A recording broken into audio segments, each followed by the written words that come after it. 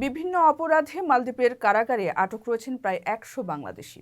এসব বন্দীদের দেশে ফিরিয়ে নিতে বাংলাদেশ ও মালদ্বীপের মধ্যে বন্দী বিনিময় চুক্তি প্রায় চূড়ান্ত পর্যায়ে বলে জানিয়েছেন দেশটিতে নিযুক্ত বাংলাদেশ হাইকমিশনার। এই চুক্তি কার্যকর হলে আবেদনের ভিত্তিতে সাজাপ্রাপ্ত বন্দীরা দেশে ফিরে সাজার বাকি মেয়াদ পার করতে পারবেন বলে জানান তিনি। সম্প্রতি ভারপ্রাপ্ত হাইকমিশনারের সঙ্গে সাক্ষাৎ করেন মালদ্বীপের ইমিগ্রেশন কন্ট্রোলার জেনারেল ও কারা কর্মকর্তা।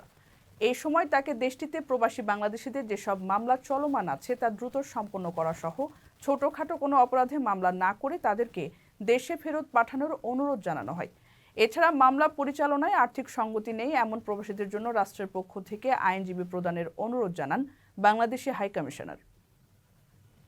তুচ্ছ ঘটনায় প্রবাসীদের মারামারি না করে শান্তিপূর্ণ উপায়ে সমাধানের পরামর্শ দিয়ে হাইকমিশনার বলেন, আইন অনুযায়ী মালদ্বীপে মারামারি একটি বড় ধরনের অপরাধ। বিশেষ করে এসব ঘটনায় কোনো রক্তপাত ঘটলে কঠিন শাস্তির মুখোমুখি হতে হয়। সেই জন্য কারো সঙ্গে কোনো বিরোধ থাকলে শান্তিপূর্ণ উপায়ে সমাধান করতে হবে। এছাড়া বিমানবন্দরে অপরিচিত কারো কাছ থেকে কোনো প্যাকেট বা অন্য কিছু নেওয়ার ক্ষেত্রে সতর্ক থাকতে হবে, কারণ মাদকের মামলায় যারা আটক হয়েছেন তাদের বেশ কয়েকজন এরকম ঘটনার ভুক্তভোগী।